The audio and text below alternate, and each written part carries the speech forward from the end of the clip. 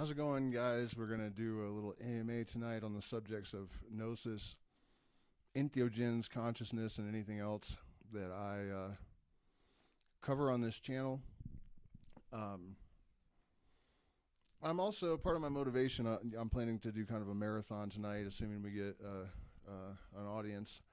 But part of my motivation is to try to rally some support for this channel for a couple of reasons. One of them being that Dr. Krippner has invited me to two conferences. The first one I missed because it was only 3 days out and I didn't have time to organize to go to Richmond, Virginia from Peru. But there's another one in May. It's going to incur some expenses, and this channel has to provide the budget for all of those things. So that's one item on the agenda. The other is this wonderful little fact that I came across today that I'm going to share with you guys.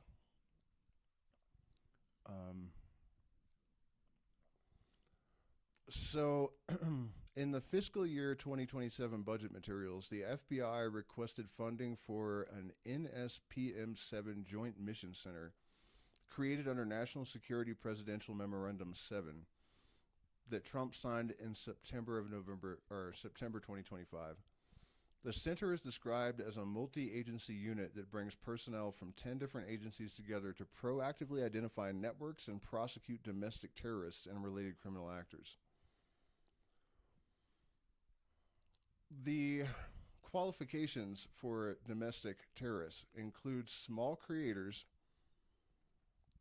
that exhibit anti-American, anti-capitalist, anti-Christian, revolutionary support for the overthrow of the U.S. government, extremism in regards to migration, race, and gender, hostility towards traditional American views on family, religion, and morality.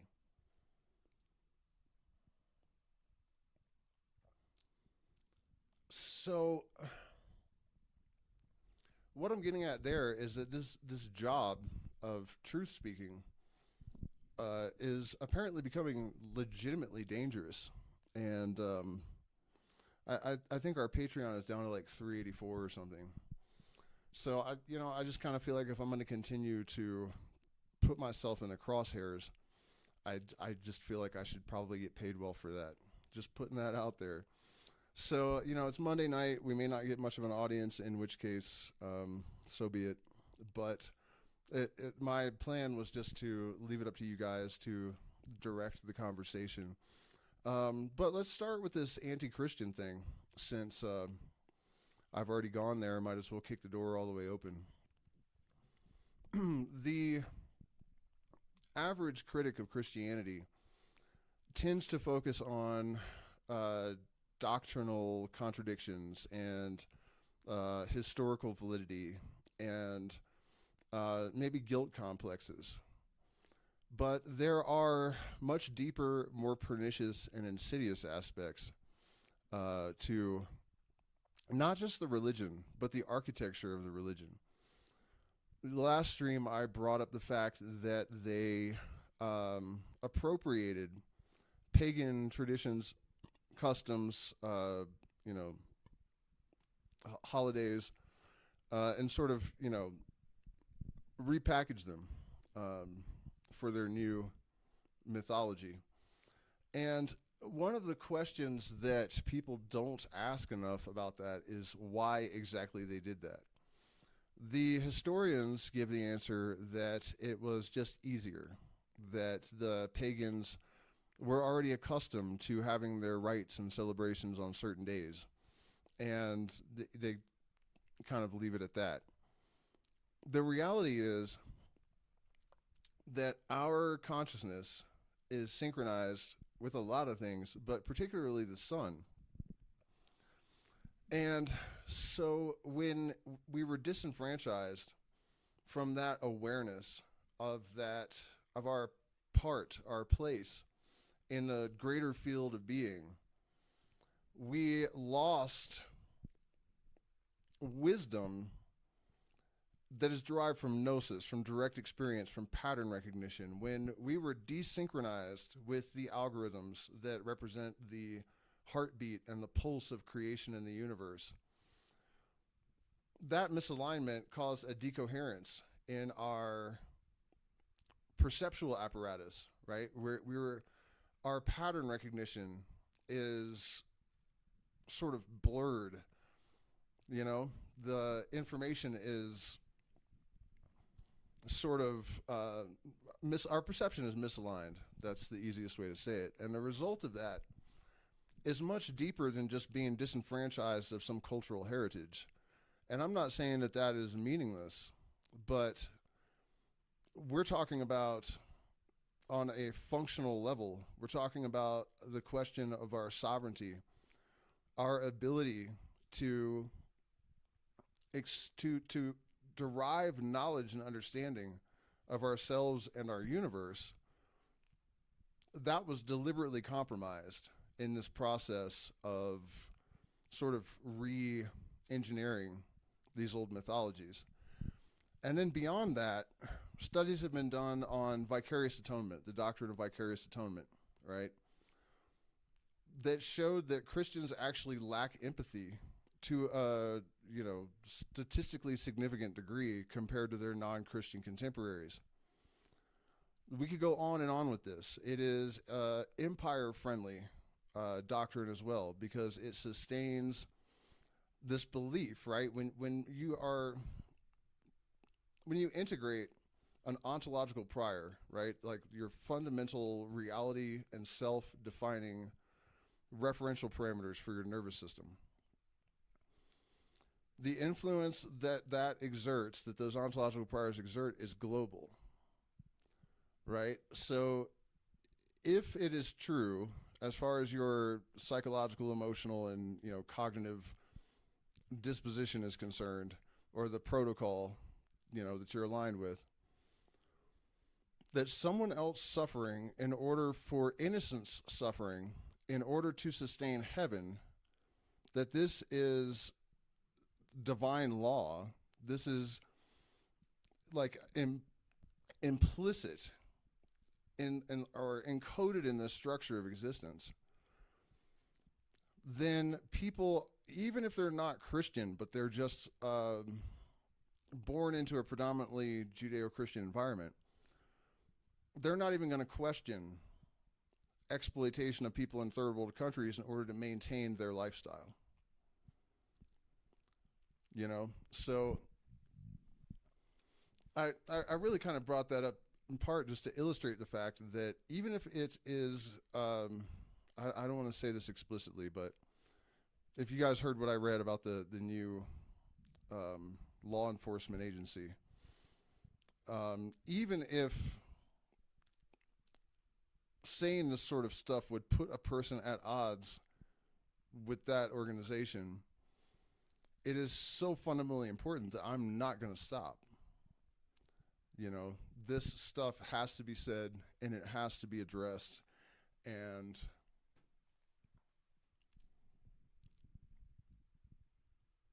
there is no fear tactic on earth that is going to silence me. What's up, man? And also, I want to apologize to the patrons today. I missed a stream because the neighbor's dog attacked my son. He's fine. He wasn't seriously hurt, but I was chasing the dog around with a machete, trying to catch it when I was supposed to be streaming. So that's why I didn't make it. All right, we have 4 viewers on, and we have no questions in the chat. This is your opportunity to pick my brain if you would like, because I'm not kidding when I'm saying that I don't really have a plan outlined. This is community-driven discourse tonight. We do still have spots at our retreats open, so you can shoot me an email if you're interested in that. It's a great way to support us as well. Definitely looking forward to this conference. I hope I can make it. Stuart Hammeroff, really interesting theory, the ORC theory of consciousness that he has developed with Roger Penrose.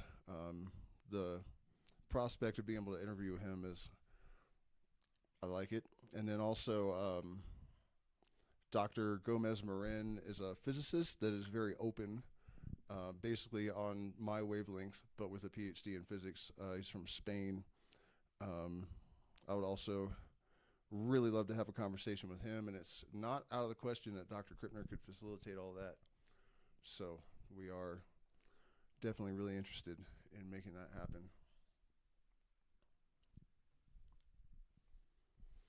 The general theme tonight, I guess, is really about reintegration, which is the restoration of a thing to its former state. Right? In Albert Pike's 1871 book, Morals and Dogma, he says, man had the truth, but wandering long in the darkness of superstition and despotism and all of these things, he found error. And that truth that the ancients understood was basically that spirituality, religion, is not supposed to be inert. It shouldn't be just a matter of consciously trying to adhere to some sort of doctrinal dogma and going through a series of symbolic gestures and ritual, that it was actually a matter of entrainment, that it was fundamentally about empowerment through alignment with the universe's underlying dynamic blueprints and patterns. And in doing this, the individual is aware of themselves. They're aware of their purpose. They are able to see all of the patterns and create a sort of grid that the subconscious is able to analyze, and then help the individual to come into homeostasis with this larger system. And such a population is not in need of governance, and they will not tolerate it. When an individual cell is under the, is jurisprudence a good word, of its goal state attractor, it does its job. And if it deviates from that purpose, the other cells in the collective will gently nudge it back into arms and order, and that sort of goal state attractor system and its dynamics applies just as much to human beings as it does to single-celled organisms. It is solely the fact that we have been desynchronized from those patterns that we have this perception of humans, that it's just human nature to be fundamentally selfish and evil and depraved and self-serving and cowardly. Most of that is engineered. And another aspect of this reality is that all of the generative mechanisms in the universe are recursive, and that extends to our lives. The way that we interface with our environment determines this tenacity, the substance, the integrity, the coherence of our being. In other words, if we are desynchronized with our environment, we are decohering in our being. And the sort of reconstruction that it requires to reorient us should be hopelessly beyond our reach. It isn't, because technology. We have been subjected to unnatural influences that have accelerated our trajectory to the place where we are now. All that is required is that we compensate by using an unnatural influence to realign ourselves. It's a little bit ironic, but it's not untrue. And this is why they're fomenting fear of AI. It's not the tool, it's the fool. It's how it's deployed. We are able to unplug it for what, I have been warning on this channel since the beginning that we were going to see this move towards totalitarianism and authoritarianism because of the fact that we were reaching this symmetry threshold where decentralized order rivals centralized order. They have known this is coming for a long time. And they also know that we are all connected through a field. They know about entrainment. They know about coherent nodes in an entropic field and how those coherent nodes have the ability to bring those decoherent nodes into a greater degree of coherence.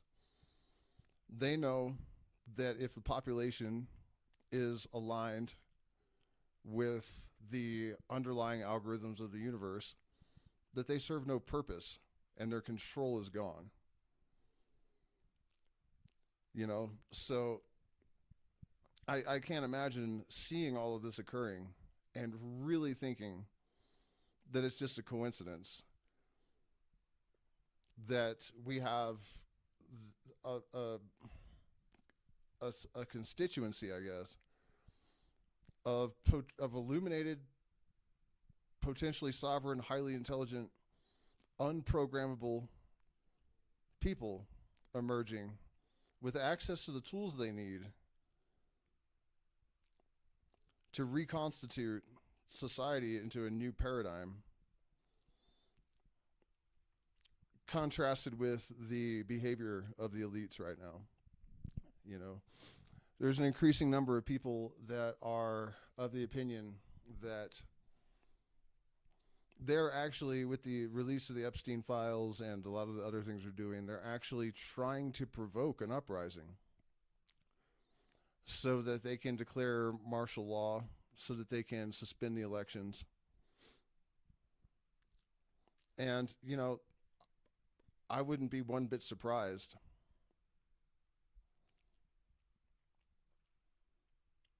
to see that outcome coalesce.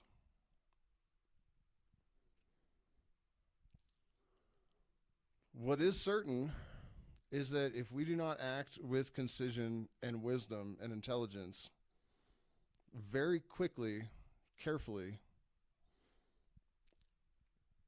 there will be no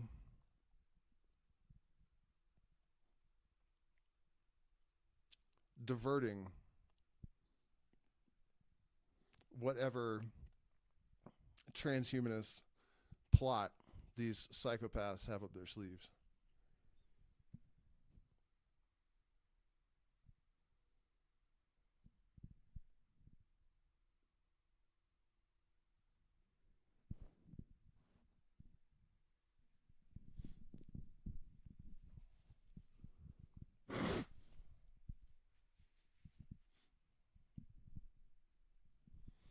We certainly have the knowledge. We have the tools. I'm a bit concerned about time.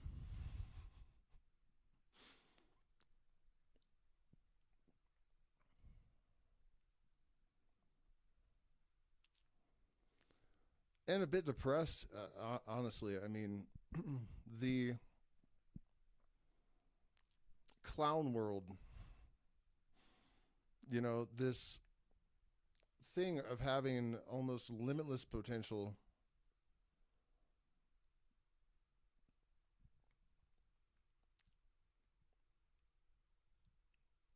obstructed by just completely pointless lunacy is an unbearable tragedy to witness. And from my point of view, having observed this, watching it build momentum and over an entire lifetime, and then I guess around 2000 or so, there was really a feeling that we were going to turn the tides, and that there would be real change and a new golden age of reason, because it's all so simple. It's really doesn't require some singularity of genius innovation to renovate society and optimize it for to support human existence. The path is actually clear, well lit, totally attainable, and the obstruction only really consists of a handful of old, rotten souls that are under some kind of spell. You know, it could be the just the consolidation of the psychopath gene through inbreeding over thousands of years. You know, I really don't know for sure. What does that say? Then martial law. Yeah, I don't know what that means. By the way, you guys, this is an AMA, so if you have any subjects or questions or whatever, you can pop them in the chat, and I'll be happy to address them. Also, if you're just jumping on, I am trying to rally support for this channel. Become a patron, we're demonetized, or support via one of the options in the chat. There's a conference coming up in May that I have to travel internationally for, so I'm trying to fund that. And then also, if you go back and watch the beginning of the stream, you will see the other reason, which has to do with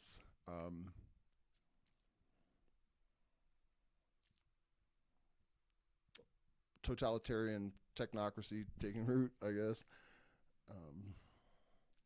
Yeah, it's difficult to even talk about it because, you know, you have to be very careful how you frame things, I think, in this day and age. And there's a part of me that wants to just completely disregard that because it's so utterly outrageous. You know, to legally mandate in the United States that you're a terrorist if you speak out against Christianity, which reminds me of something I missed in the stream last night. One of the cringiest things that ever happens on this planet is when Christians complain about being persecuted. That the government wants to dismantle Christianity because it's somehow an impediment. Christianity has sustained the empire probably more than any other single force in human history. It cultivates toxic psychological dispositions that are exploited by the empire. And when you see the government mandating or labeling people domestic terrorists that are criticizing this religion, you should not need any more evidence that it is not good and needs to go. You know, that is real simple math, and it absolutely baffles me that there's a single living person that isn't capable of recognizing what I just described. I mean, it's painfully fucking stupid.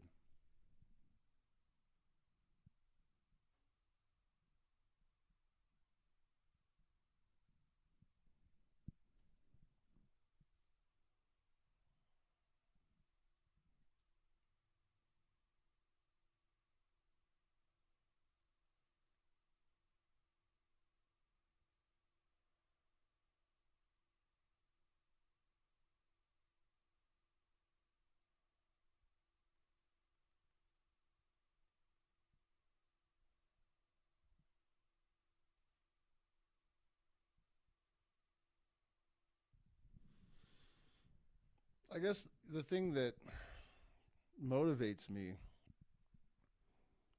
to make any attempt at all, you know,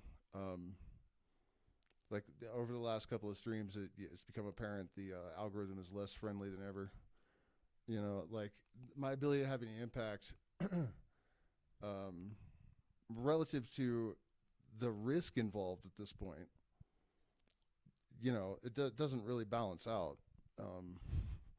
And I don't know if I mentioned this, but in this thing that the FBI drafted, it specifically mentions targeting people that are smaller creators before they have a chance to become any kind of like significant disruptor. So there's not really financial reward. I probably lose money overall in this channel. Um, there's apparently significant risk involved in like trying to help peacefully. Um, but I have experienced such beauty and strangeness and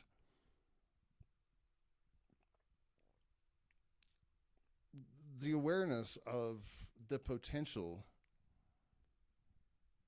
the experiential potential, and the fact even that it is steadily building, even in this moment, amongst all of the chaos and uncertainty and diabolical fucking, you know,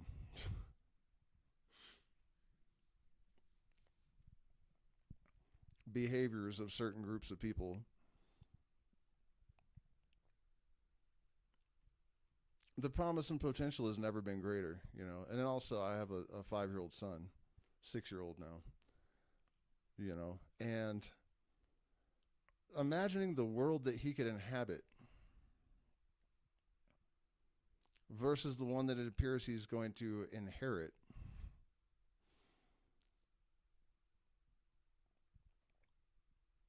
It's just not really something that I can let go of.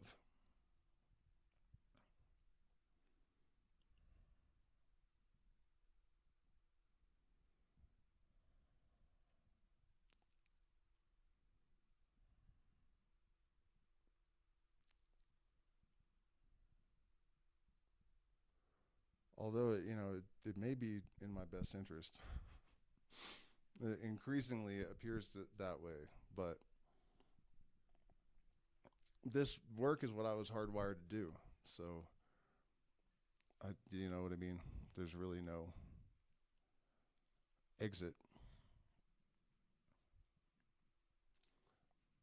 except for death. Really.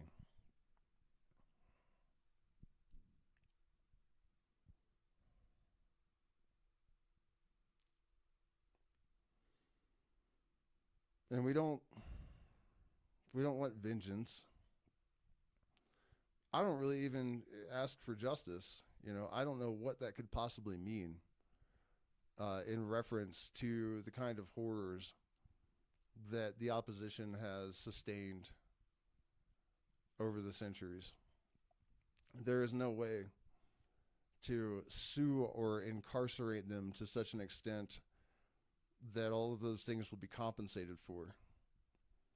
We're not getting all those lives back. We're not, that potential that was lost is gone forever. All of the suffering and trauma that these people have needlessly caused is water under the bridge.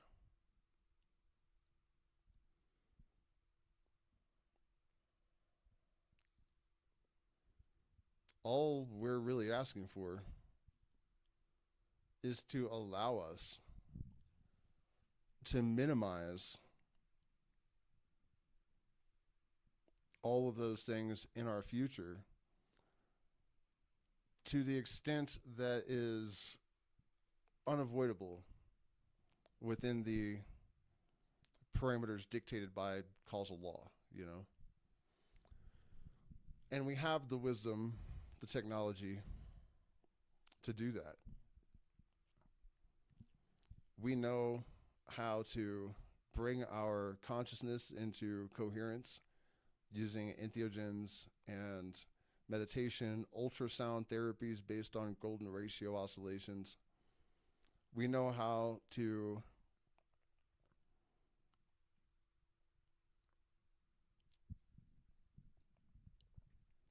I'm struggling to find a word for this, but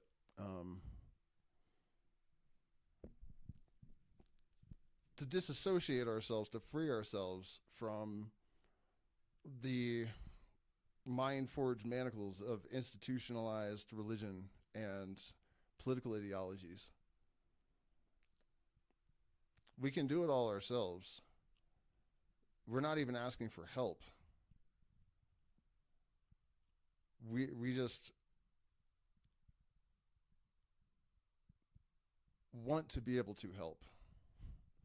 We're offering help. We're offering transformation. We're offering liberation. We're offering sanity.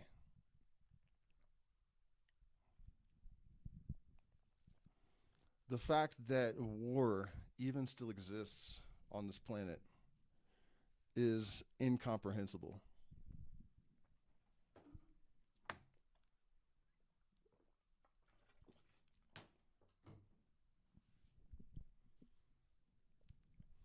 The desynchronization of humans from the universal mind has scrambled our nervous systems. I mean, you see people online arguing like the capitalism line against like socialism and communism. I don't think that we should be mandated to have to share. Okay, so you go to work, you punch a clock, your boss extracts profit from your labor. Compulsory sharing. What are you talking about? The brainwashing is incredibly present, you know, and I can only hope that it is so, how do you say, like, what's the opposite of submerged? You know, it has breached the waters to the extent that it's not out of the question that it's going to become impossible for people to continue to evade reality with selective perception and other, aberrations of our neural gating system. Let me check in with the chat and see if you guys have. What do you think of the flashing light therapy? I don't know anything about that. I'm sorry.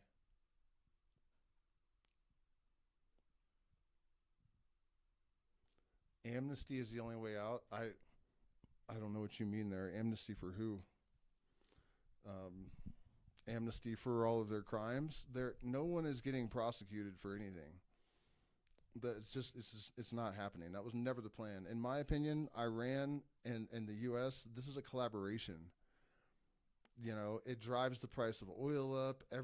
All of the elites benefit from the situation.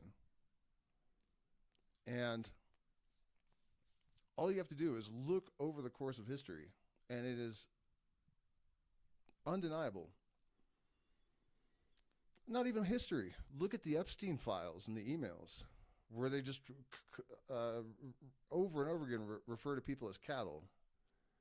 We have Bill Gates saying things like, how do we get rid of all of the poor people once and for all?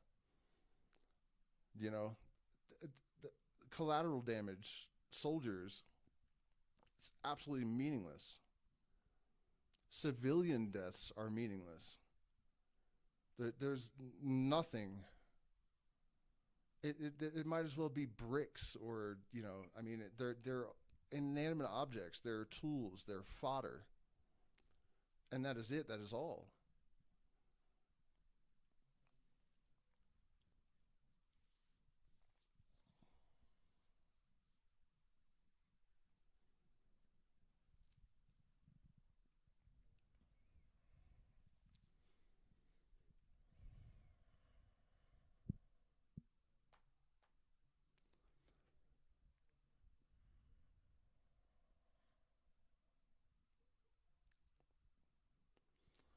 Again, oftentimes I feel like our best hope is that their hubris will be their downfall.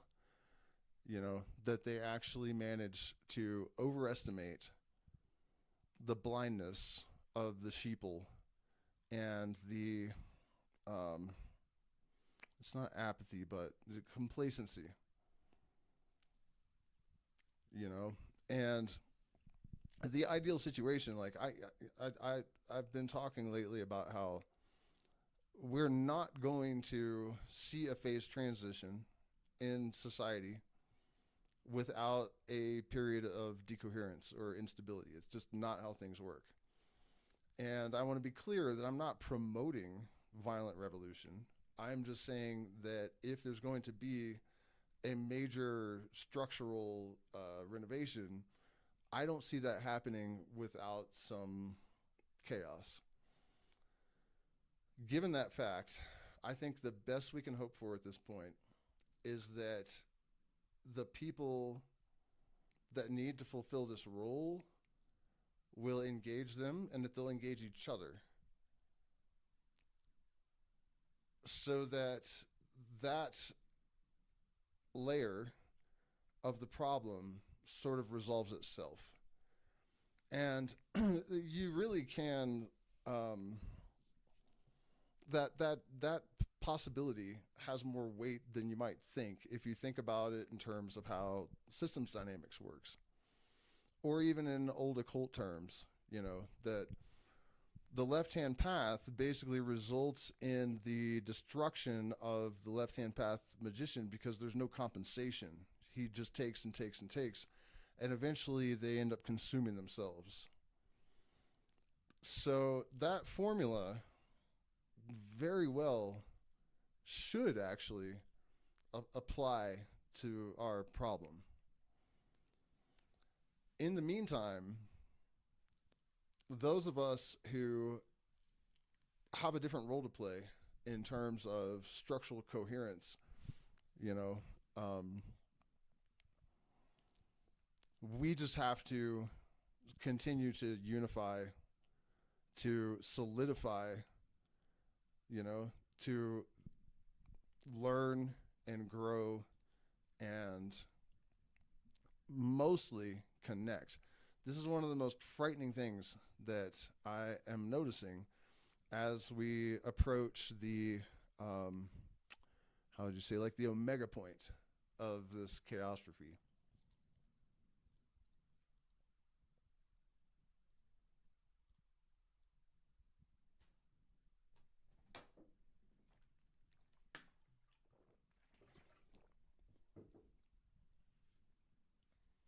It could be that it's just not visible to me because I'm in the middle of nowhere in Peru, and I'm not dialed in. But as far as I can tell, there are no real leaders emerging. There are no movements forming. There's no real unified sense of purpose. And without that, nothing is going to happen. I've been doing everything I can to offer a solution in that regard. And I really believe that the unification is, or will be,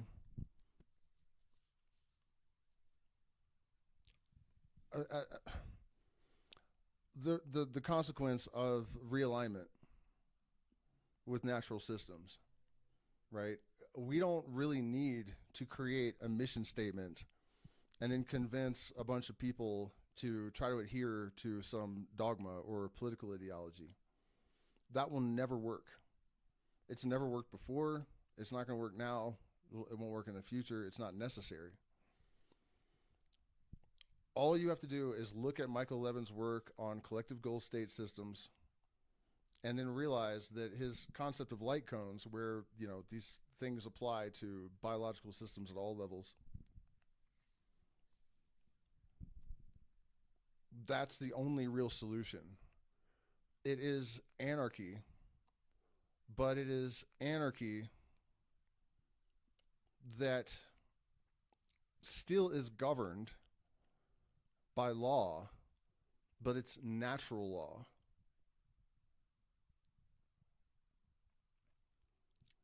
this is not like a guaranteed utopia, but it is the solution, and it is the only solution, because wisdom really dictates alignment with reason. And reason is actually the architecture of creation. So as long as a system is desynchronized with that architectural law, it's going to be a train wreck. That's just the facts. And, you know, in case this sounds like a metaphysical woo to anybody out there, it's really not. There's the science in support of what I'm describing is aggregating exponentially. There's a constant outpouring of new research in support of entrainment of our consciousness with, you know, the sun and fields and all sorts of other aspects of this, you know. In fact, I've documented and compiled a ton of it in the channel, and you can look at my playlist on the universal algorithm. There's a bunch there, and also on Substack. There are even more in-depth technical articles.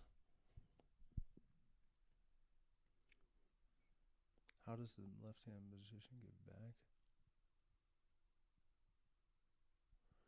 No, I definitely don't mean Luciferian. The real Luciferian doctrine has nothing to do with evil. It has nothing to do with Lucifer. Lucifer is not a being. Lucifer was a political enemy of the guy that wrote the Book of Exodus or something. Like, it's got no, and before that it was like in the original Hebrew, it doesn't even exist. It's Ben Hillel. I can't remember the whole line, but it's like Howl, son of morning. It has nothing to do with Lucifer. The reason that's all been demonized is that the Christian concept of Satan comes from the Yesedi's shaitan. And this shaitan was basically a archetypal consciousness that is transmitted from Sirius and then reflected here by our sun. And one of the interesting details about all of this is that throughout the entire planet in ancient times, you find the same symbolic or the same qualities attributed to Sirius. Whether you're talking about the Kofan in the Amazon, the Babylonians, the Hopi, the Freemasons who inherited it from Babylonia, I'm sure. But it teaches everything that I talk about. You know, it's transmitting that information, that knowledge, the secret doctrine. That's the story anyways. But what really gets me is that it's the story everywhere, all over the planet, you know, in regards to this star. And it actually sort of tracks scientifically. I mean, the idea that there are nodes, that their size and density corresponds to like the degree of consciousness in any particular node. So particles are the most fundamental level, but they're still intelligent. You know, it's just this really basic functional intelligence. And they are basically little folded up points of density in the electromagnetic field. Like take a blanket, pull it out, put a rubber band around it, there's your particle, right? Humans, magnetite, gold, all in our brains, larger, more sophisticated point of density in the electromagnetic field, more sophisticated consciousness and intelligence. Stars are a whole nother level of that. Sirius is extremely bright and extremely hot and would make a hell of a distribution hub, you know. So that's the logic behind all of this. The point is that what we have demonized as Luciferianism is actually this belief in individual sovereignty, in our ability to extract knowledge beyond what we can empirically determine through pattern recognition and proper understanding and application of concepts like as above, so below, which is basically about pattern recognition and transposition across domains and then synthesis from that. Yeah, so no, left-hand path got nothing to do with Luciferianism. That's just another one of those, like, you know, they cast the Illuminati as like this evil mind control organization when they really just wanted to illuminate the human race and get rid of religion and borders to end wars and do everything I would do if I was in charge of the planet. And then, you know, they were all arrested by the elite, which doesn't really support the idea that they were, like, you know, ruling the planet. History does not jive with this narrative at all. So, where was I going with that? Yeah, I totally lost my train of thought. My apologies.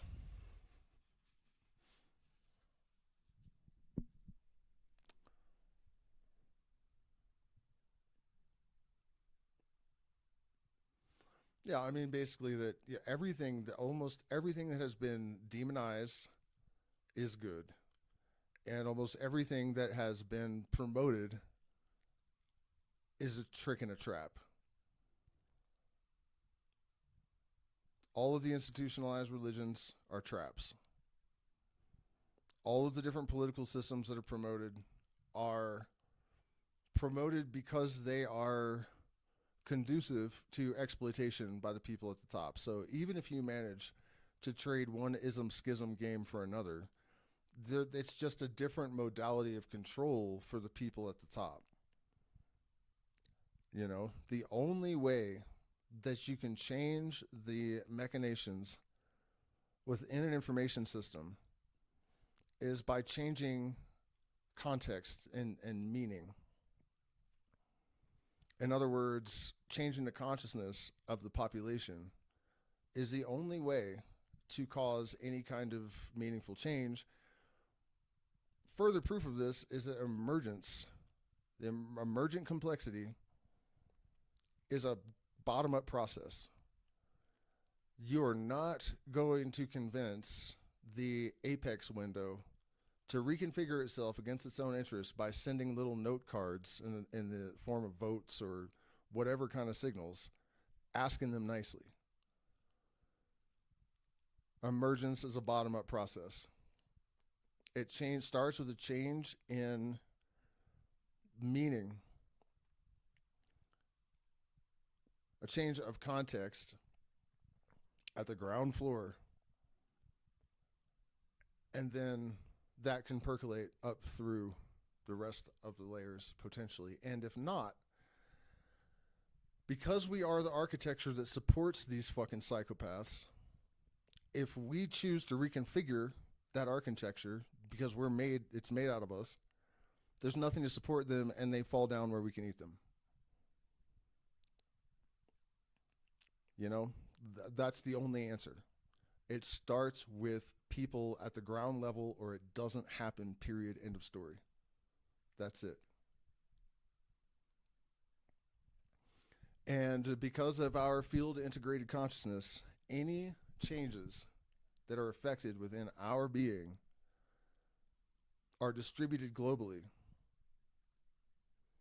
And the consequence on the field of an individual node coming into greater coherence, it's pretty subtle. But a few 100 million of them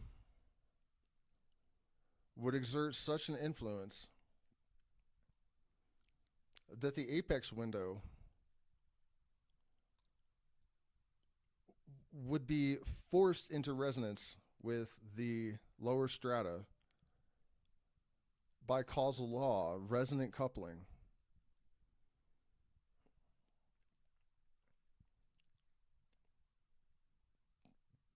We just got to get the ball rolling.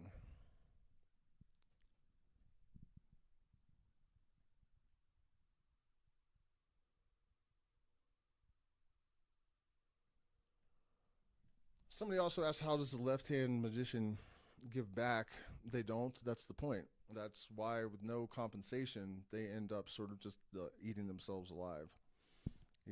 Which is, like I said, the almost our only hope in terms of resolving our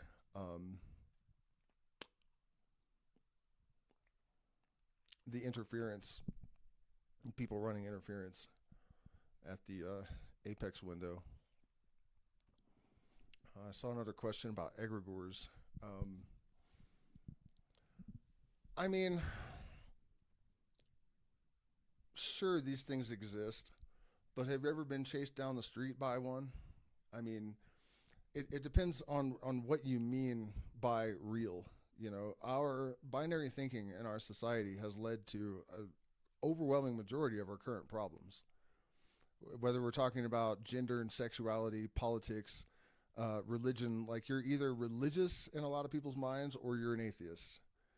And there's definitely a middle ground, right? So Christianity is a thought form. It's an egregore. Political ideologies become egregores. Whenever there is a prior that is installed into the collective nervous system, these thought forms and egregores are generated. And they basically do take on a life of their own. They can be influenced collectively. They can be subjected to decoherence collectively. So either way, our work begins with the individual, almost begins and ends, because there is no spiritual entity or influence that is not entirely dependent upon human belief, participation, and cooperation. They can have any kind of effect on the physical material world. I have never bought into the idea that there are demons and negative entities and all of these sort of external influences, non-physical, largely due to the fact that if we were under constant attack by higher dimensional, invisible beings, we would have been destroyed long ago. Also, in support of this fact that these things are generated to the extent that they may as well be in some sense real. In nations where there is no belief in these types of entities, there are no instances of demonic possession or anything resembling any of the kind of effects that we associate with that sort of phenomena. Zero, zip, zilch. The more belief there is, the greater the correspondence there is in the effects of these things. And by the way, if Jesus really is this anti-demonic force, the country that has the most demonic possessions and the people most susceptible to it are devout Catholics. So either Jesus is actually a satanic trick and an evil entity himself, or it's completely unreal. And believing in it leaves you more susceptible to imaginary assaults from your own subconscious, really. So, the scientific illuminist tradition, Hermeticism, however you want to cast it, does not actually have any tolerance for superstitious beliefs. We live in a mechanistic universe. There is a mechanism that facilitates everything. Science hasn't identified all of the mechanisms that facilitate all phenomena, right? Telepathy is real. I'm certain of that. Precognitions happen. They're probably still probabilistic, and they are the result of gaining system relevance and then resonant coupling with higher order observer apex windows, so you have greater system access. So it's still probabilistic predictions, but it happens it can be really accurately. You zoom out, they get fuzzier, but in the short term, you can get pretty accurate precognitions. All that sort of stuff. Even if it could be objectively framed as some sort of divine connection, I'm not saying it's not, that divine intelligence still has to work through its own mechanisms. It is constrained to operate within its own laws. It is those laws. It can't work around them. There are ways that everything happens. And so when it comes to navigating the spiritual dimension of life, that understanding is absolutely essential. And the reason that it has been completely eradicated almost from spiritual thinking in every tradition, pop culture traditions, the mind is the enemy. You have to transcend the mind. You have to forget the mind and just become a muddle-headed mystic, believing all your thoughts are intuitions and downloads, and you know what I mean. That you're totally useless. These people are useless. It's not respectful at all either to like real magicians and real shamans, and it's just like becoming a scientist or something. It takes like real tedious lifelong dedication and work to become competent at these things and qualified to engage, say, the universal mind meaningfully and productively. It is not the place of the layperson to really define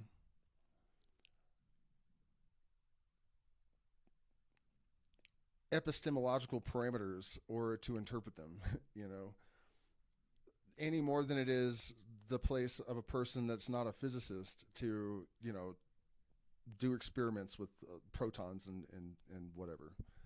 It's, I mean, the new age of reason, if we are successful in, I guess, instantiating it, it's going to be a real slap in the face to a lot of people that need to be humbled, because this idea that opinion sort of defines reality is one of the most damaging, wrong-headed, and insane bits of propaganda that has ever managed to propagate itself through a culture. And I guess what I'm saying is that this belief in negative entities of that kind. I mean, when I have spoken with like deep jungle ayahuasca shamans and whatnot, there's no belief in that sort of thing. People have come to the wrong-headed conclusion that that is part of these traditional systems because of the influence of New Agers on these tribes, like the Shipibo.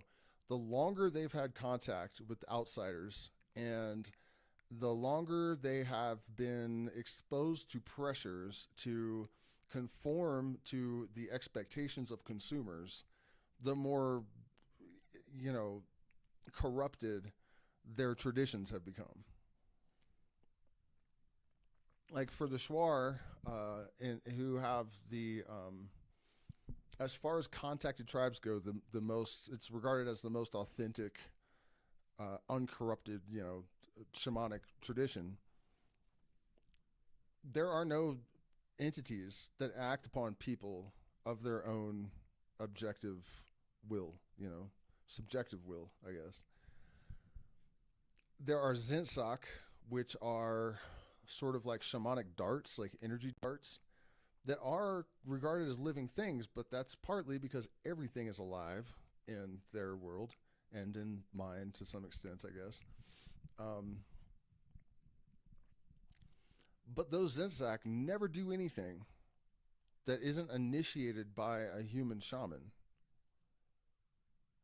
They are regarded as bloodthirsty and generally destructive of their own nature, but they don't do shit unless they're told to.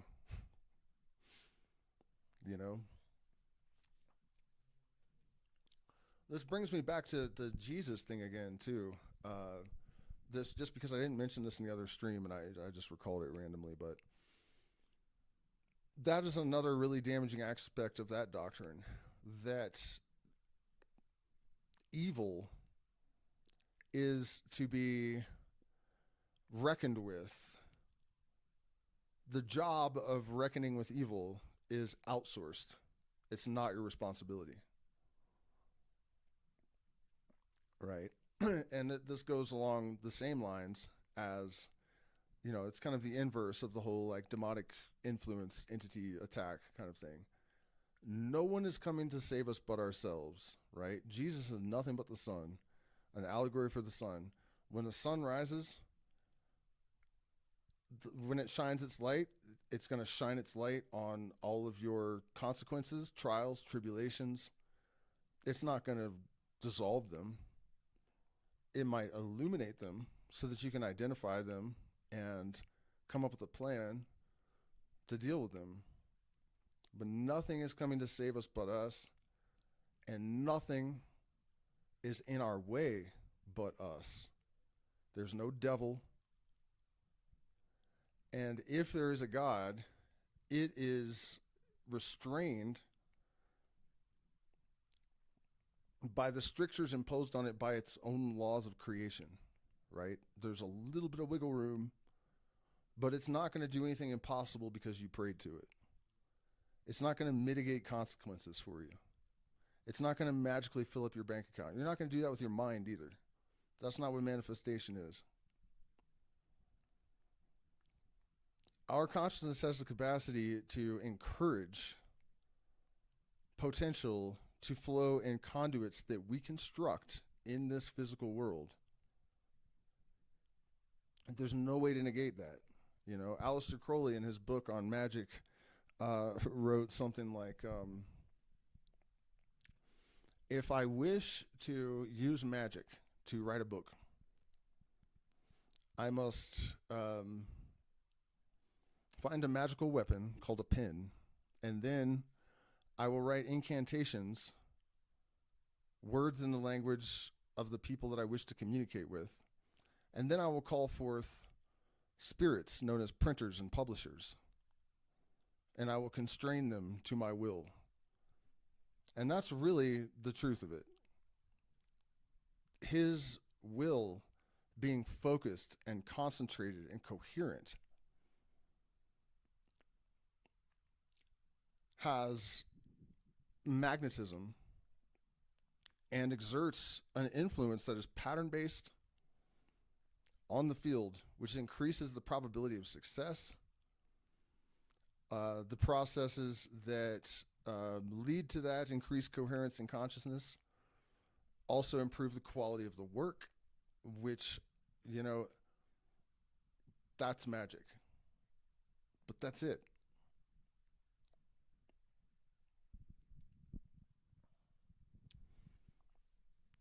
One of the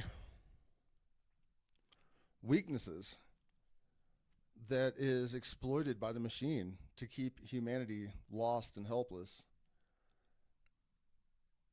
is this sort of superstitious comic book version of reality,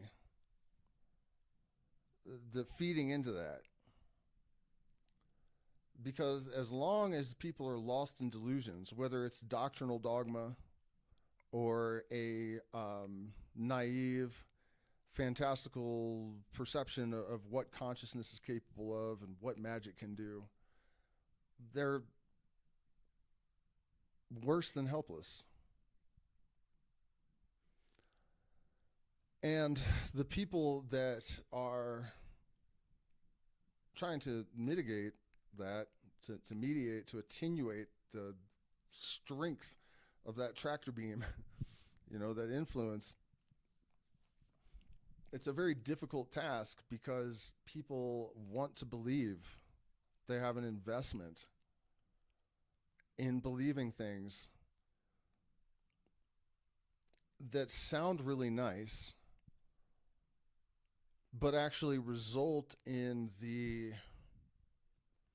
dispersion of their power, just like gunpowder burned in the void, or steam that isn't funneled by pipes to drive the engine. It's just escaping into space. This is what prayer is. This is why in indigenous groups, when they pray, what they actually mean usually is that they are sending their will as a direct influence into the field to affect the thing that they are trying to, you know, catalyze. You're not sending it off into some imaginary entity hoping that they'll go and do it for you.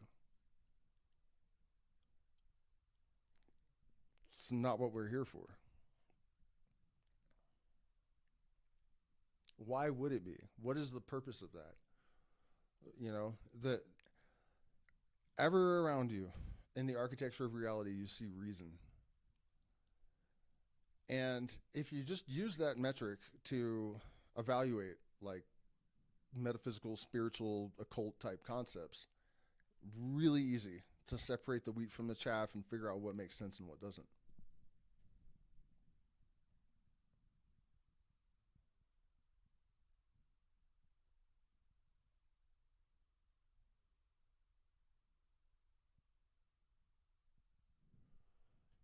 We are our own ascended masters. Yeah, I mean,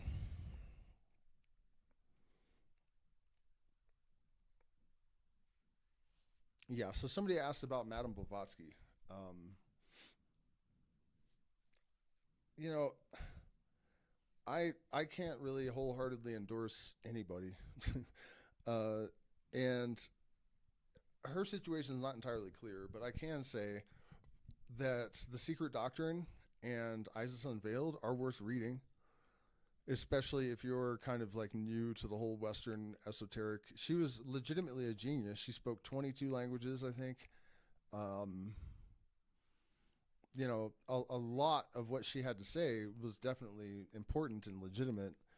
Um, but I think over time, as often happens with these people, there's this deterioration that occurs. I don't know if it's a matter of ego, or the profit motive.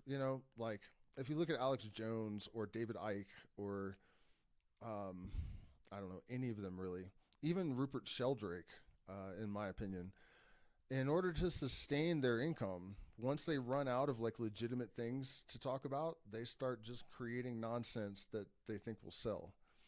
And I suspect that that happened with Blavatsky and also her student, Alice Bailey, I think her name is. Her first, like, I don't know, 4 or 5 books like White Magic and a treatise on cosmic fire, they're brilliant and sound. But then as you progress through her catalog, this shit gets more and more new agey, batshit crazy, just, like embarrassing to read. Um, so yeah, I don't really know what else to say about them.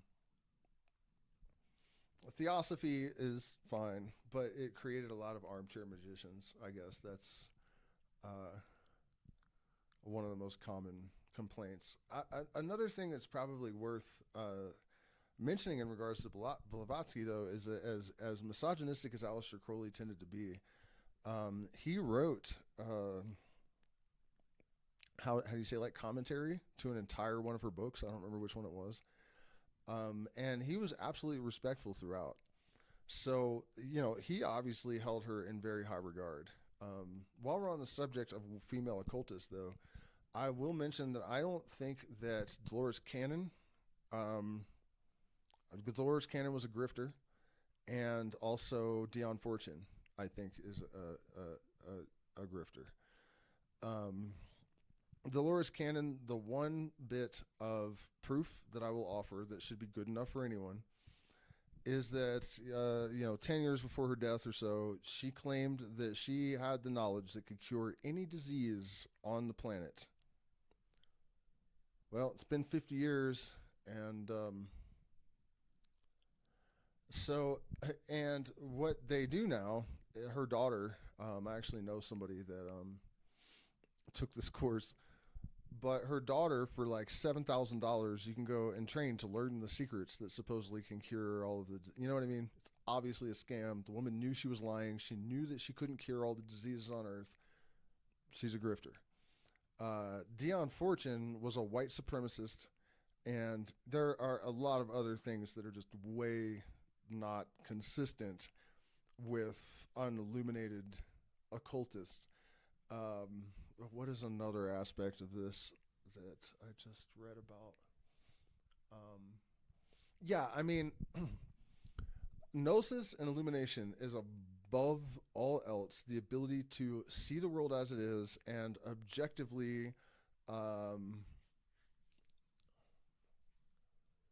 articulate the wisdom that you extract from it, And she claimed that people should not study esoteric or spiritual systems from races other than their own, while she is promoting the mystery traditions from Babylonia. The level of lack of self-awareness that you would have to devote your life to promoting an esoteric system from a different race and then predicate your own system on the fact that that's not okay and doesn't work. You know what I mean? This is not, you have not achieved any level of gnosis if you are that fucking unaware, like, of yourself and capable of operating on like foundational contradictions. So just wanted to mention that while we're on the subject of like, and also Teal Swan is a monster. She's an absolute monster. And it blows my mind that she's still roaming around, getting paid to destroy people, basically.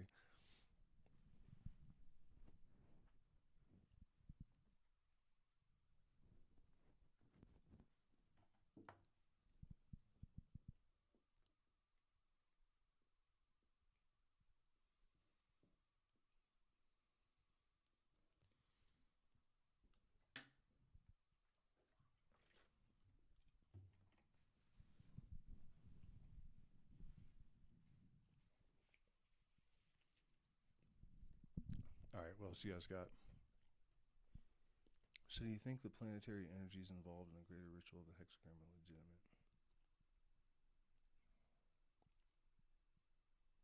Oh yeah, Sadhguru is a fucking evil bastard too, man. Okay, so I see a question about planetary energies. The planets don't have energies beyond the fact that there are symbolic uh, correspondences. You know, Crowley actually wrote about this in Magic and Theory and Practice, and it's something that so many Thelemites gloss over because everyone wants spirituality to provide an escape, to transform material existence into some sort of like comic book fantasy, and it's not.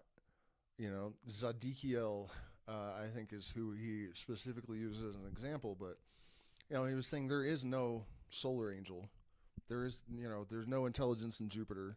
None of these things are objectively real. They are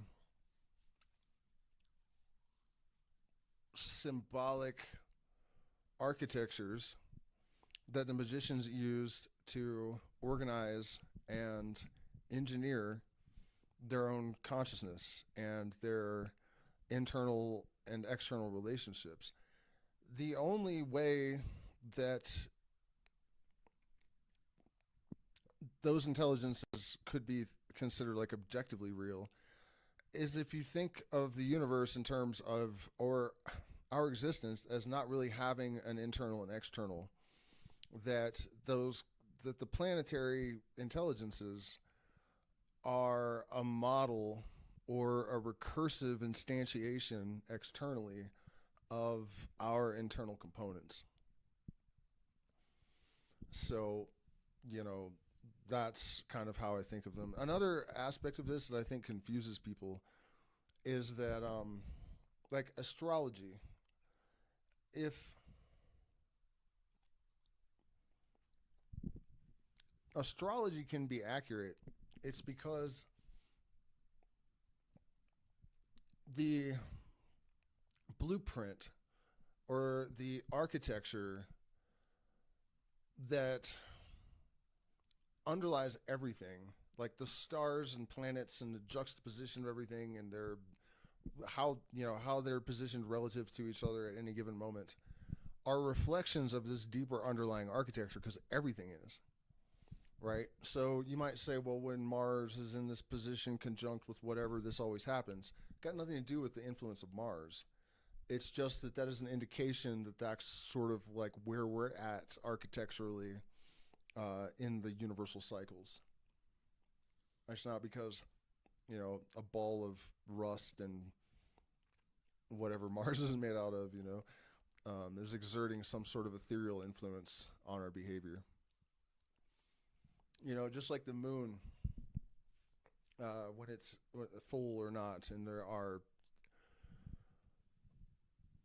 correlations with human behavior, that's because of changes in the electromagnetic field that correspond to celestial positions and whatnot. It is astrophysical dynamics. It is not. I mean, I guess not entirely fair, because what's the difference at the end of the day, right? I mean, if it results in these behaviors, then it is an influence on consciousness, but the way that it exerts that influence is not some like otherworldly, ephemeral, spiritual influence. It's magnetic.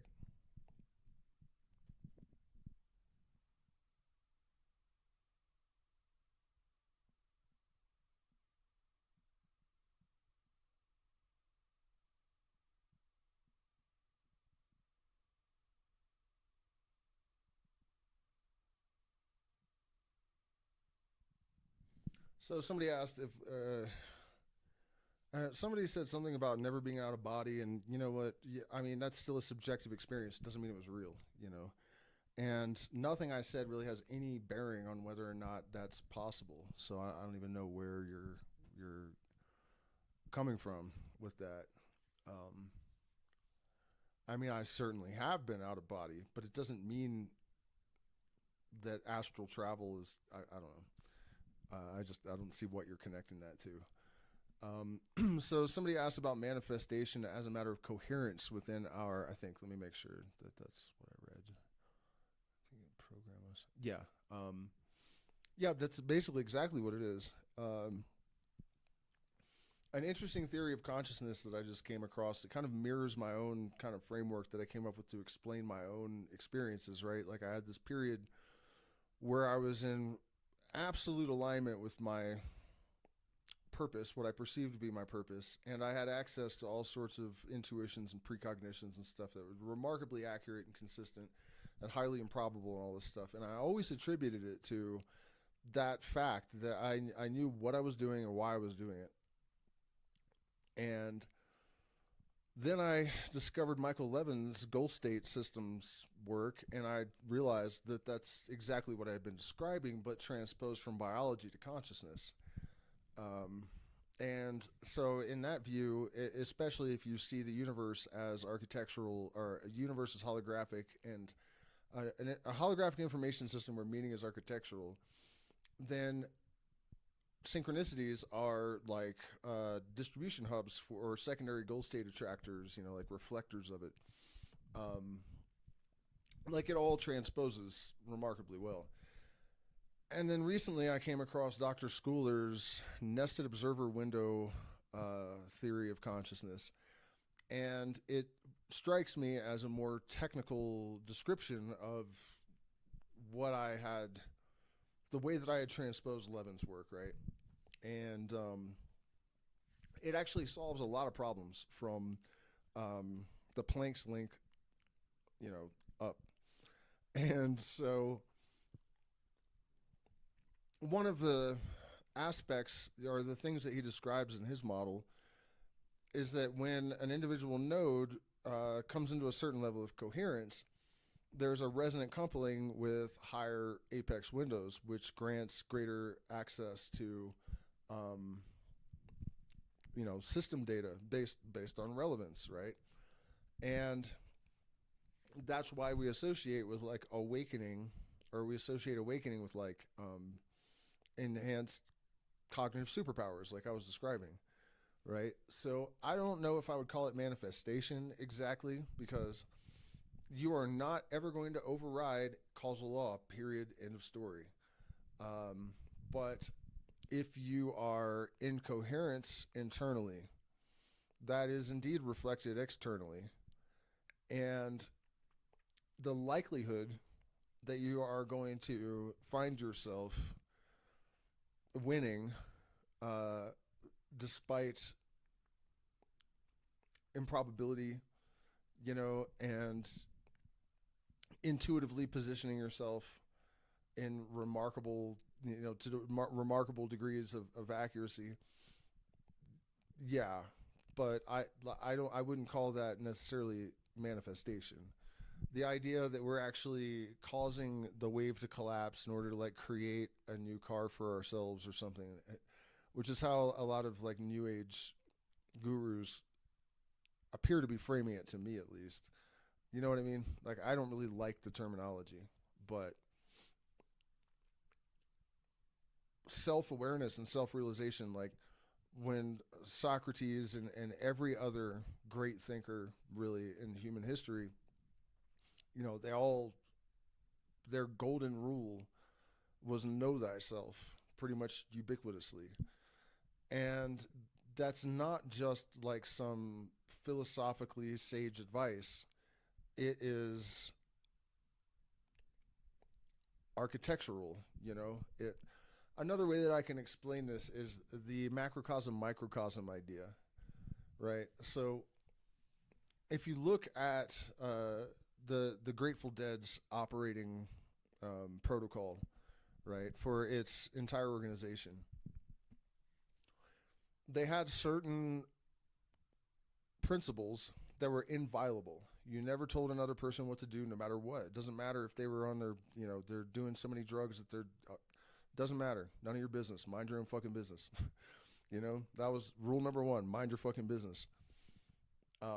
Another was that they took care of the entire organization as if it was like one organism. So the roadies, the secretaries, everybody got paid 6 figures a year. And when they couldn't do that anymore because they didn't have any hits and they weren't selling enough LSD or whatever, they were going to quit rather than compromise the integrity of their ethos, right?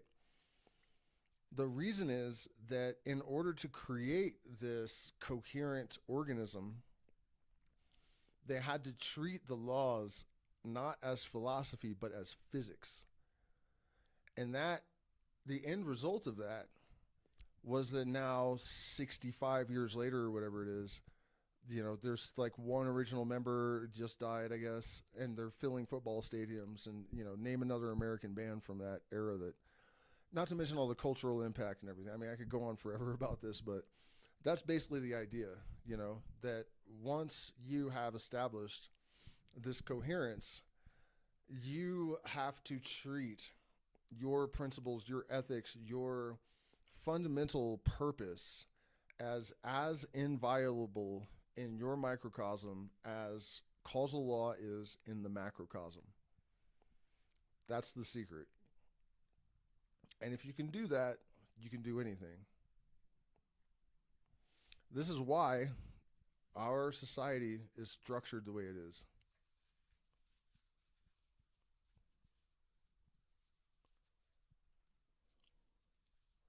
Decoherence of individual nodes is what renders them susceptible to mobilization by an external force, a man-made goal state attractor, right? I'm hedging my bets on the belief that the natural goal state attractor is infinitely more powerful than the man-made attractors, disruptor nodes,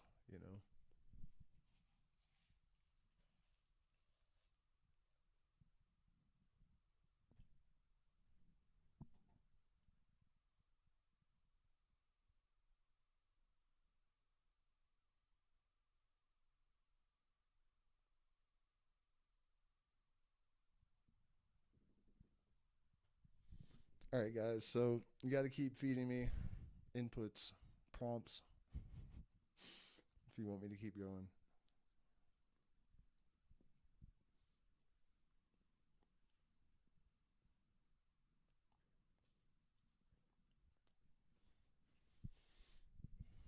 Please consider supporting the channel. Apparently,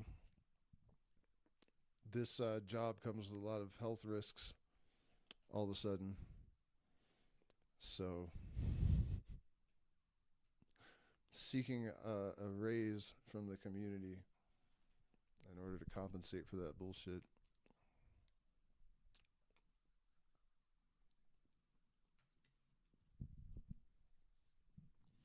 Also, I'm trying to raise funds to attend a conference in Ecuador that I was invited to attend by Dr. Stanley Krypter, who is a childhood hero and a pioneer in consciousness research.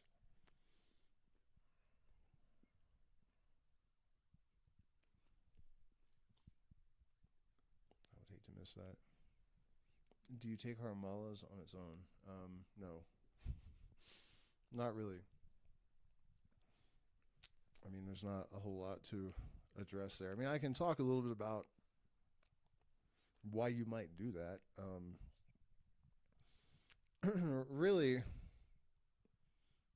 what we're finding is that all of these compounds, even across categories, you know, whether we're talking about phenethylamines or indole ring, you know, whatever the different classes of psychedelic compounds, they all are anti-inflammatory. They all enhance cognition. They all improve memory. They all improve mood. You know, they all improve performance. They all have some sort of application in other domains of health, right? Like some of the non-psychoactive alkaloids in the San Pedro cactus have, like, I can't remember the terminology, but neuroplasticity in our neurons, but in our like macro nervous system. So like large scale nerve damage. They can help our nervous system to repair that. In fact, I was paralyzed in one of my ankles. I still don't know why. For months, and then I drank San Pedro almost every day for like 2 or 3 weeks. And by the third week or so, I think I have complete mobility in it now.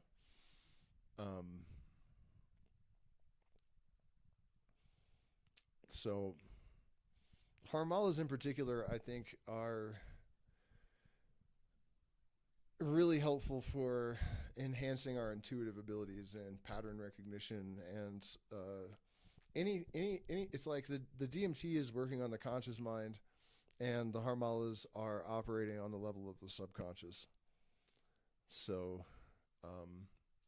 I would imagine, and research supports this, but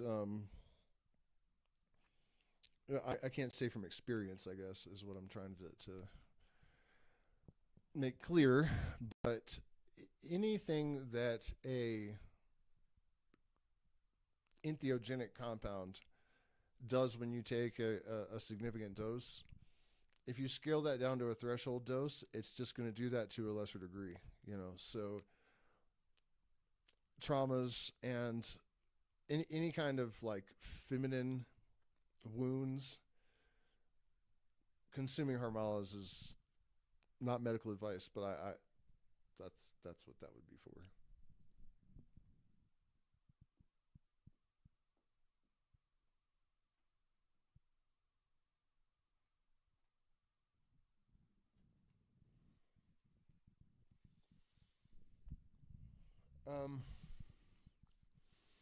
Somebody asked about Plato's philosophies. I mean, it depends on what you mean. There's not any individual that has ever lived, I don't think, that I can just like endorse their work wholesale. You know, if that person had ever existed, we wouldn't be here right now. There would be no reason to have this conversation. This is another reason that or another aspect of like the Bible that I point out a lot. If there was truly some like word of God that was like absolutely legit, no one would doubt it for a second when they saw it. I have witnessed all sorts of things that I interpret, I guess, to be sort of like manifestations of the expression of some higher order of being, right? And there's no doubt, there's no doubt in your mind. So if there was a doctrine that met those qualifications, we would all fucking know it, and there would be no doubt about it.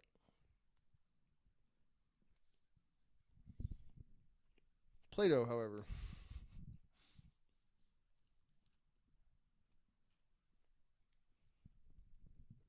it's just like anything. It's a mixed bag.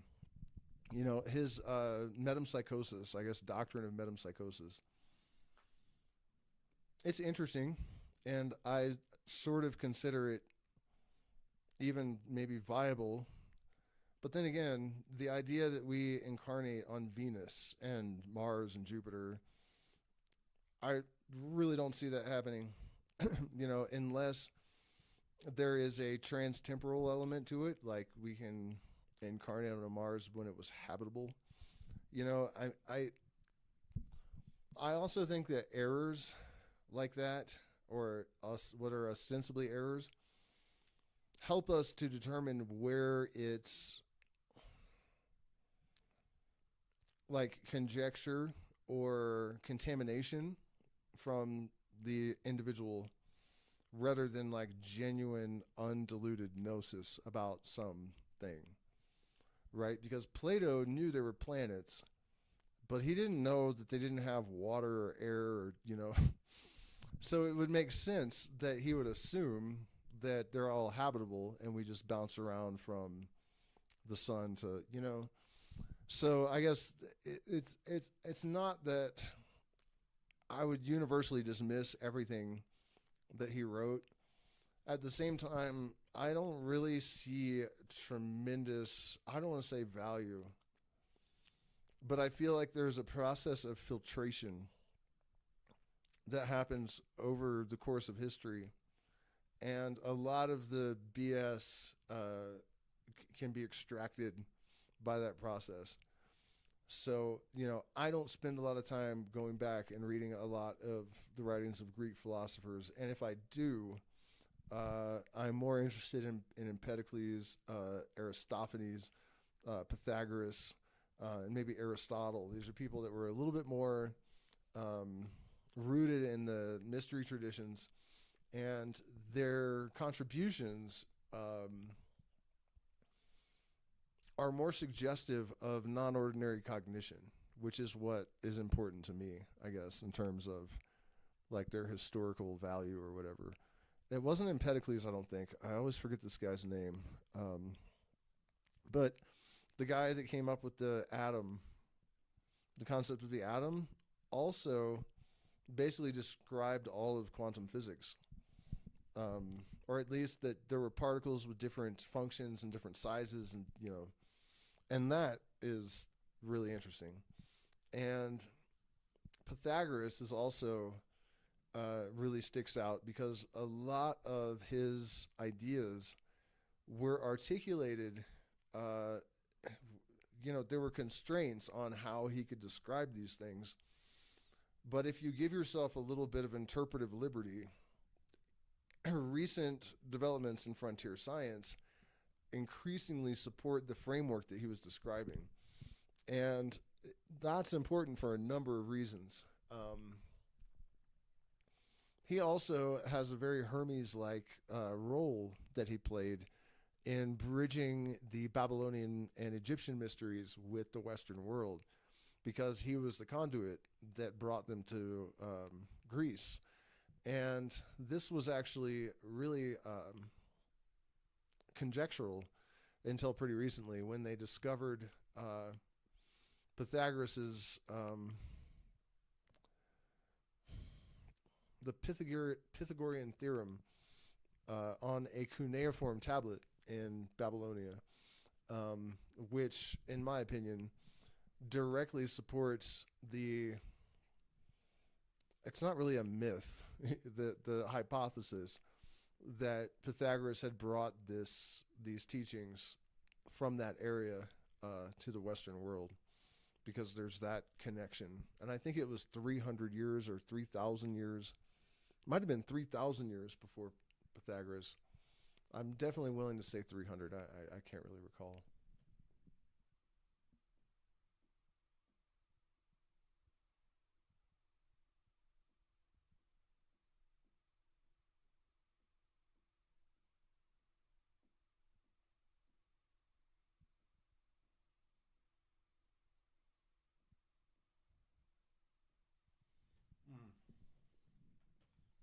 Well, so to tie Plato's model of metempsychosis to the seventh generation Native American principle, somebody brought up in the chat. If we really have to use self-interest as our primary referential parameter, if it is true that we are one consciousness,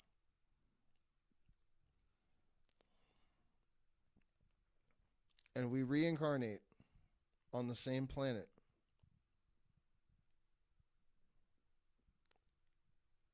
not being a steward of our environment, we're going to be living in our own hell. And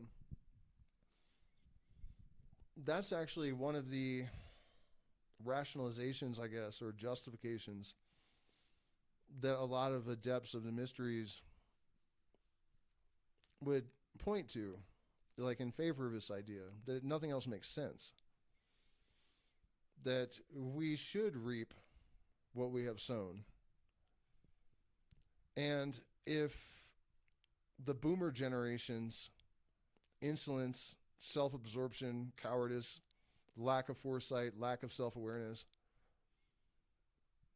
facilitated a totalitarian takeover and environmental destruction and all of this stuff, they very well should have to come back and live a childhood in that environment that they created.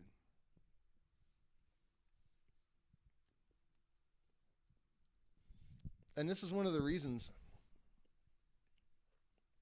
that this disenfranchisement of humanity with truth is so evil. Because if people knew that they were eternal, or that they are just like nodes in a field of consciousness, and that they're going to experience countless lifetimes in different nodes,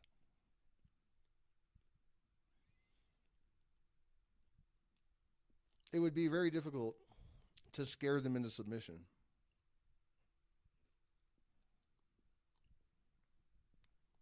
Knowing that they're eternal, and especially if they know that they're aligned with righteousness, fear of being incarcerated, killed, whatever, it's just a blip on an eternal radar. Not scared, you know.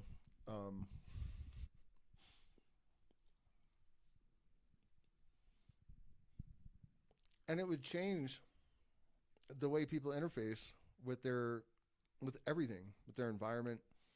You know, that Tool song, "What are you but my reflection? Who am I to judge or strike you down?" I tell this story a lot about when I was a child. I was looking into the eyes of an ant, and I wondered what it would be like to be the ant.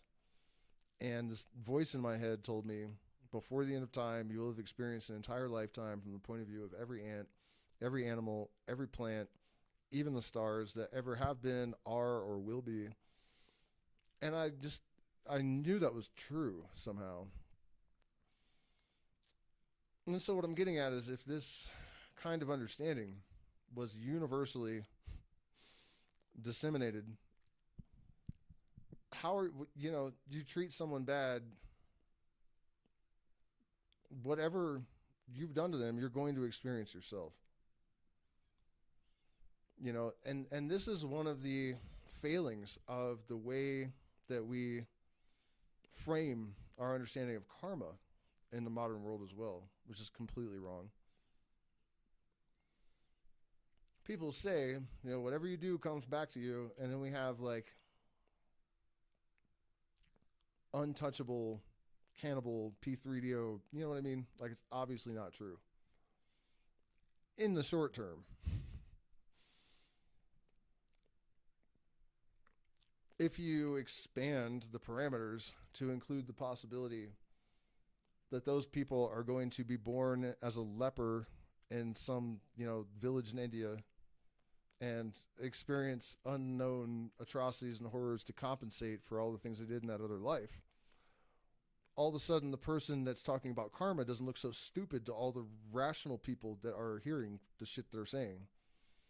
You know, and this is why training in cognitive processes is really essential to spiritual development, because you're not just going to make a fool of yourself running your untrained mouth.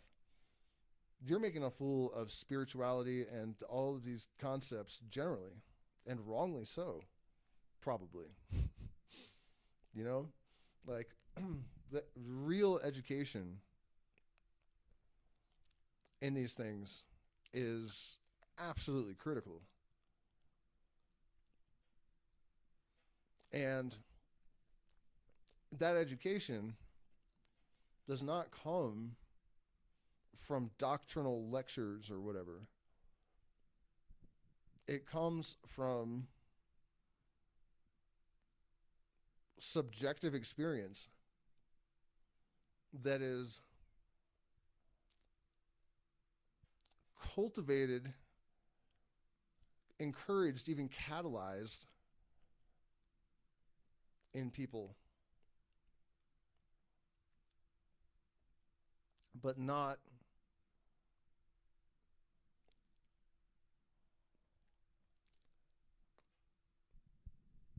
faith-based. You know, the illuminated person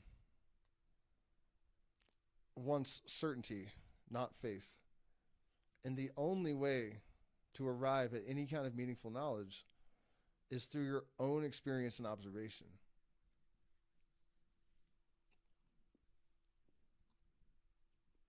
But just as you can't grow a garden in dead soil,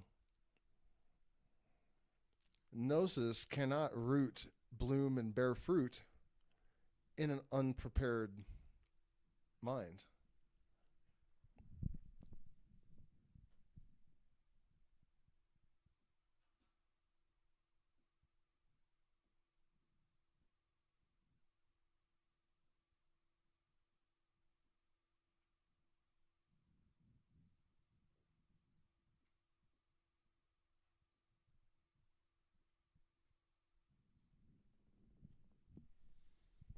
Somebody asked me if I'm still friends with the guy in the Pythagorean group.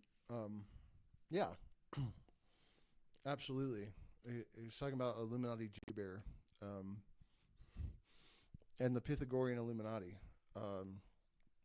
There's a video or two. I think I have another one I never edited that I should put up of Jay and I talking. Conversations sometimes stretch like 6 hours, and I don't mean online. I mean just like on the phone. I don't know how, but anyways, I have mixed feelings about the Pythagorean Illuminati.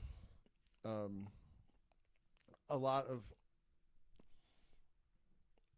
their material is solid for sure, but there's also a lot of rebranding that occurs that makes me very suspicious, right? Like, the law of necessity becomes the principle of sufficient reason. And there are other examples along those lines, and I really don't see any reason to do that other than sort of like trying to take credit for concepts that predated you. You know, I find that a little bit suspicious. But more importantly, one of the individuals that writes the books, because they're not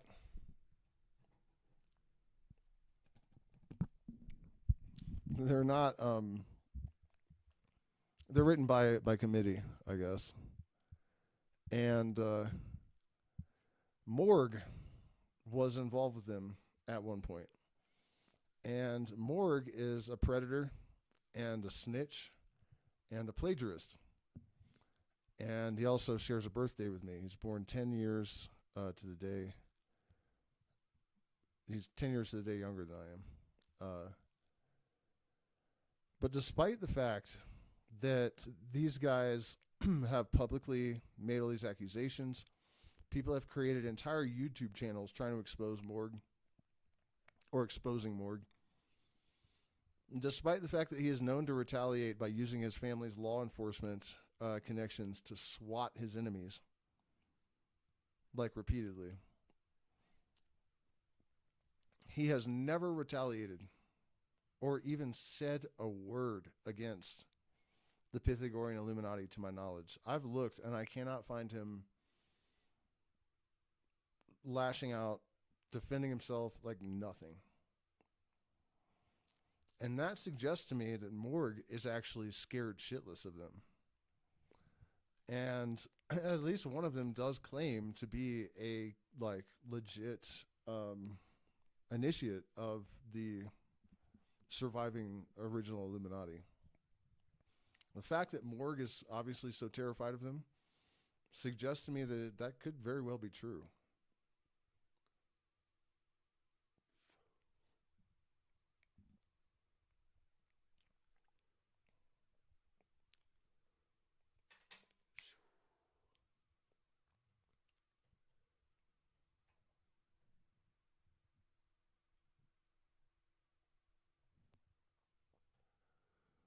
I don't know who just said Jesus said your sins are forgiven, but I guarantee you they're not. Cause and effect doesn't care what Jesus thinks.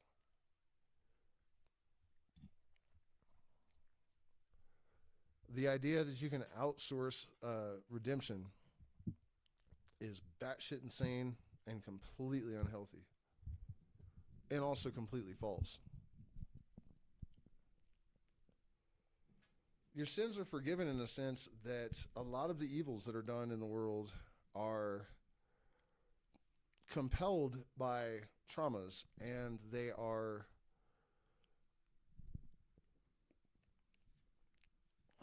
under the governance of automatic processes, the subconscious. So in a way, a lot of your sins aren't your fault. And they're also not really the fault of the people that damaged you, because they damaged you because someone damaged them. And, you know, if you just keep following that causal chain backwards down the number line, who's to blame?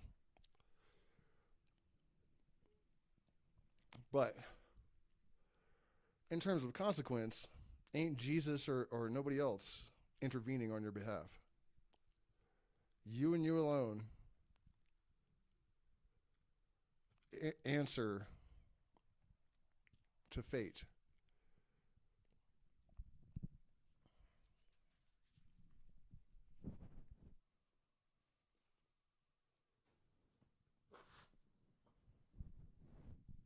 When John warned that Satan may come as an angel of light, this is exactly what he was talking about.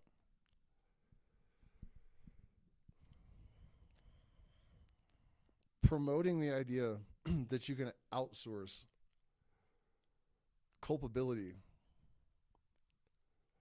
is one of the most damaging things you could possibly inculcate in to the human race.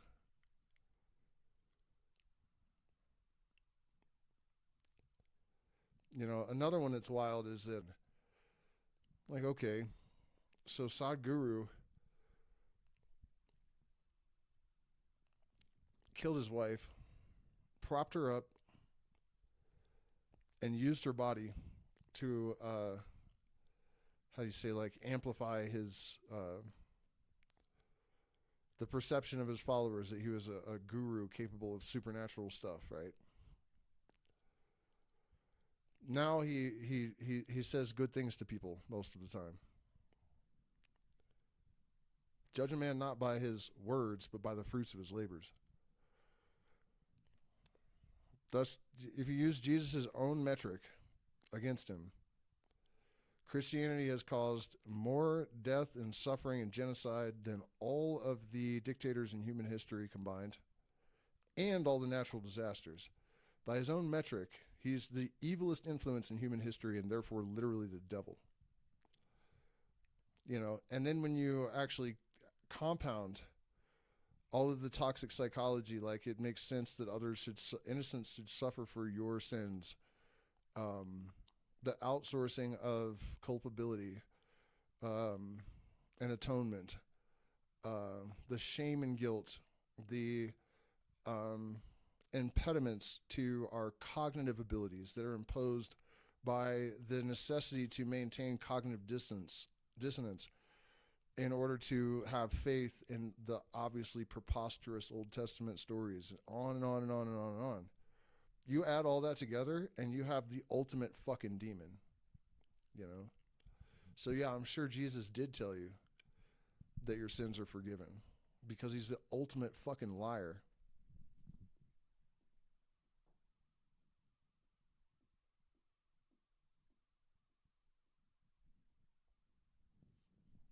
Wipe my nose.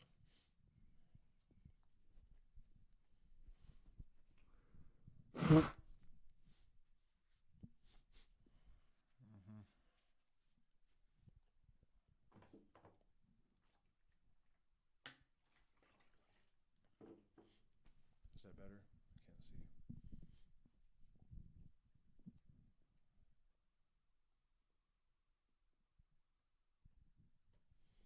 Well, Jesus is not really the sun god.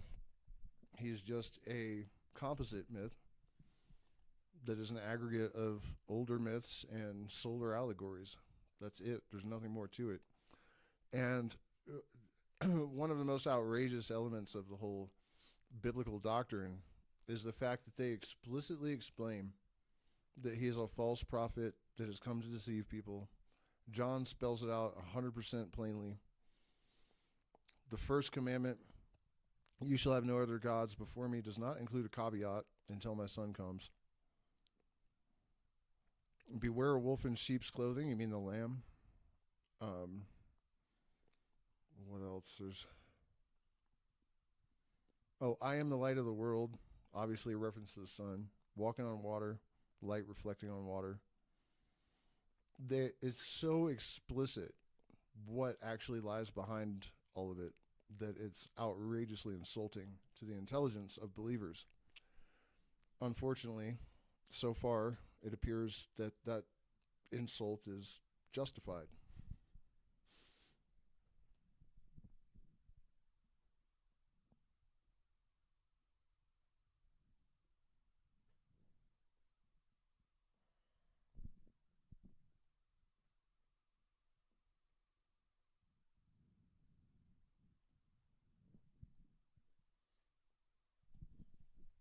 Questions, comments?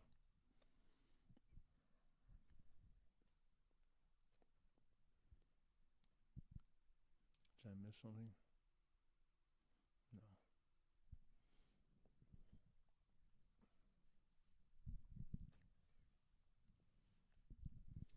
Going once, going twice. Highest bidder. Please consider supporting the channel. We are demonetized. And we rely on the community for support, which we appreciate tremendously.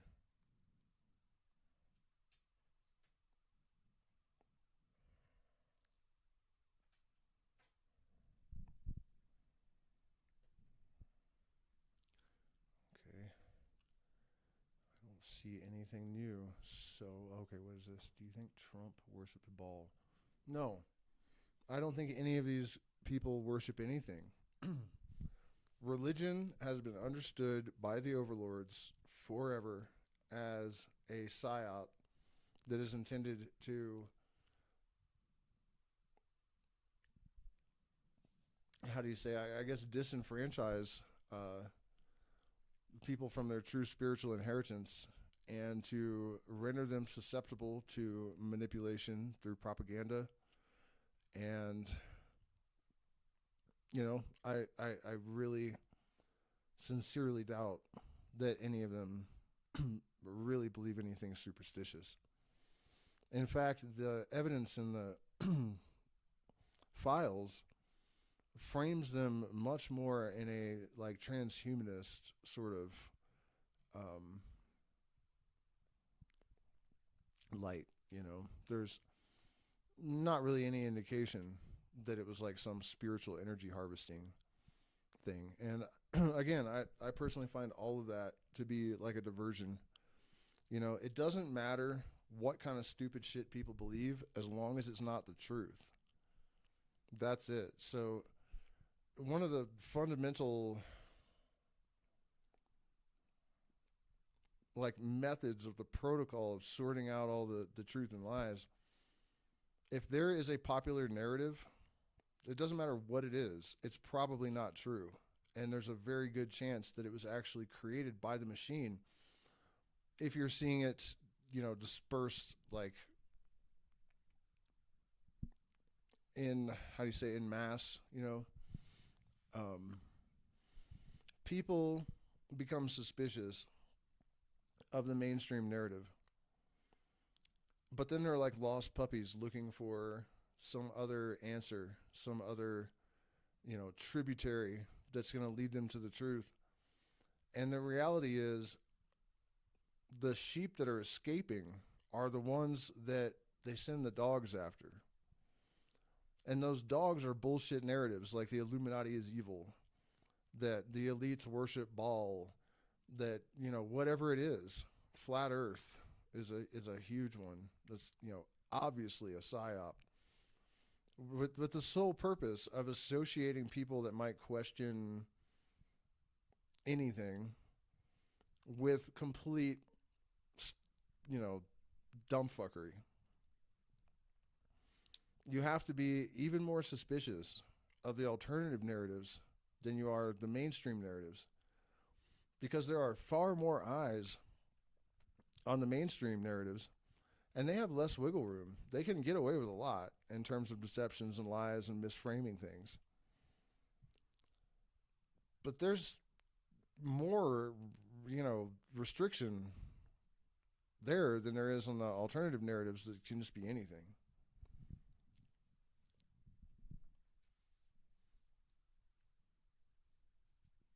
So, is there some weird religious sect that is not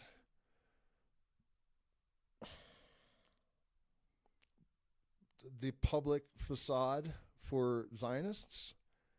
I strongly suspect that that's the case. But the reason for that is that there's a lot of evidence to support that. But as far as Trump worshiping Baal, he is just a puppet. He's an automaton. People that are entrained with any kind of deeper energy are far more like,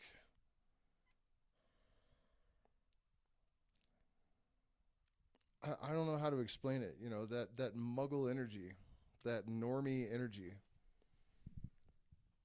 is an indication that they're not really aligned with anything esoteric. That's the best way I can explain it. I think that Trump is just a deranged psychopath that happened to be born into privilege to the extent that he found himself in the orbit of these people who realize that he's an absolute moron with absolutely no integrity, and that they could take advantage of him and use him as a puppet. It's that simple.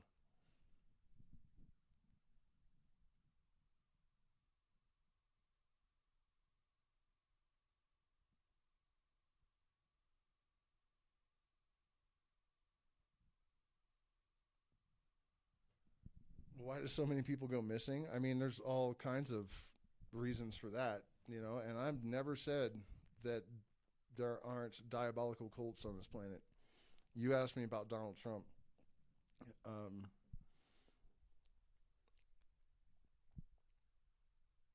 And then someone else asked why they drink blood.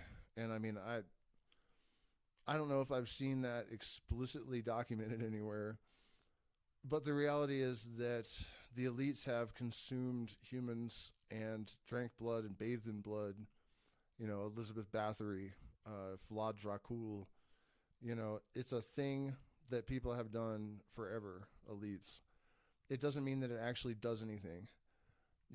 One of the obvious fallacies in terms of these type of conspiracies is the adrenochrome thing, which not only is completely stupid because it is very cheap to synthesize. You can order it from Chinese research chemical companies for like $20 a pint or some crazy shit. It's cheap as hell.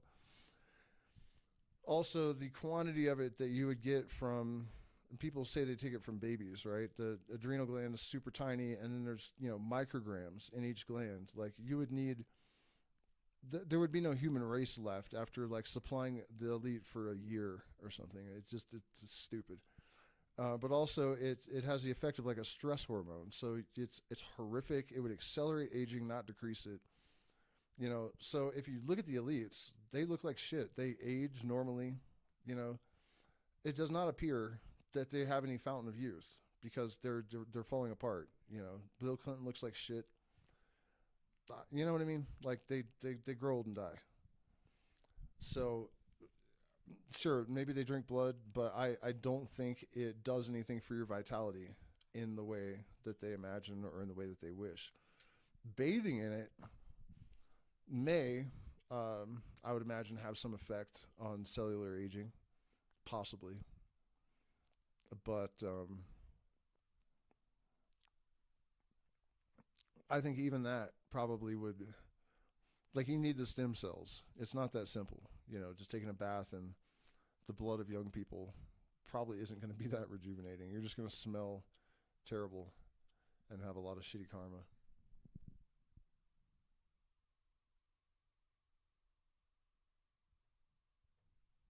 I'm smart? Well, thank you. Honestly, I think what it is unobstructed cognition.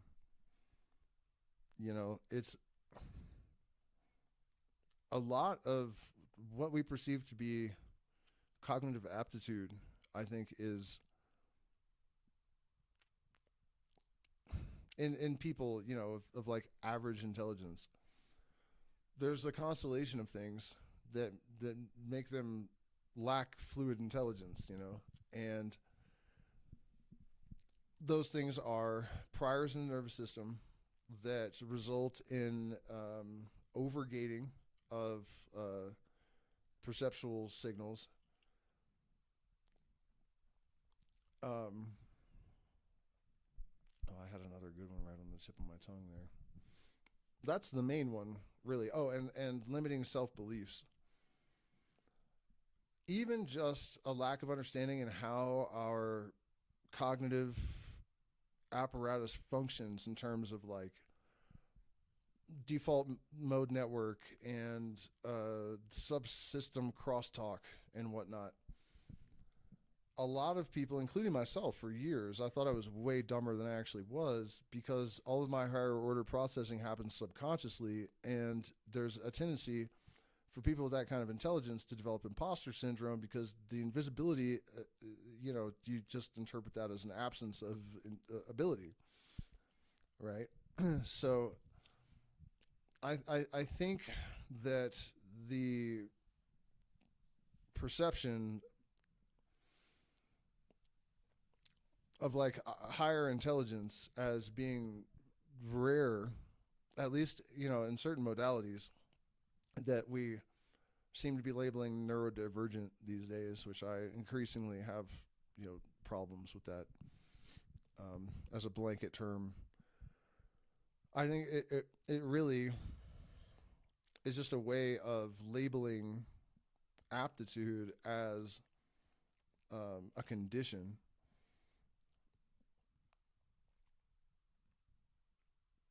But I think that perception of high intelligence being more rare than it is a matter of, social engineering and a lack of the cultivation of certain cognitive protocols. I see a lot of evidence that people are way smarter than they present. And my analysis of that suggests to me that it is largely due to the nervous system's skating apparatus, its efforts to sustain whatever generative model it's trying to protect. That's a core impediment to realizing human potential in our society, and it's no accident.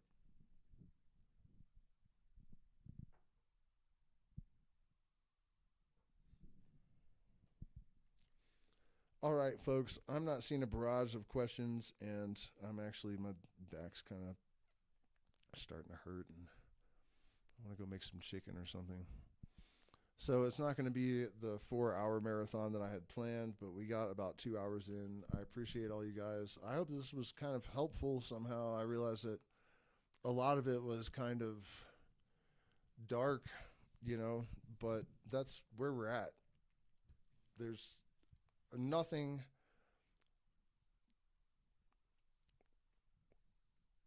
that I can do except confront the truth and describe it as I see it, And if you guys have been to this planet lately, dogs are barking, clouds are darkening.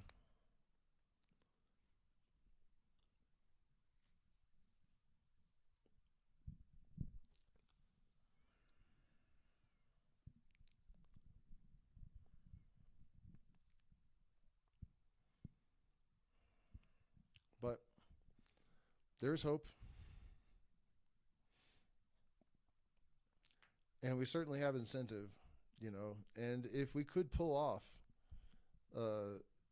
re-engineering of society, and I often talk about it as if it requires this complete collapse and regeneration, but that's only true to an extent. The reality is that a slight shift in, I guess, political philosophy could be enough to give us the room to, reorient. It really is true that the veil is very thin, and it is continuously thinning. All that's left for us is to apply sufficient pressure to create a fucking hole in it that we can move through.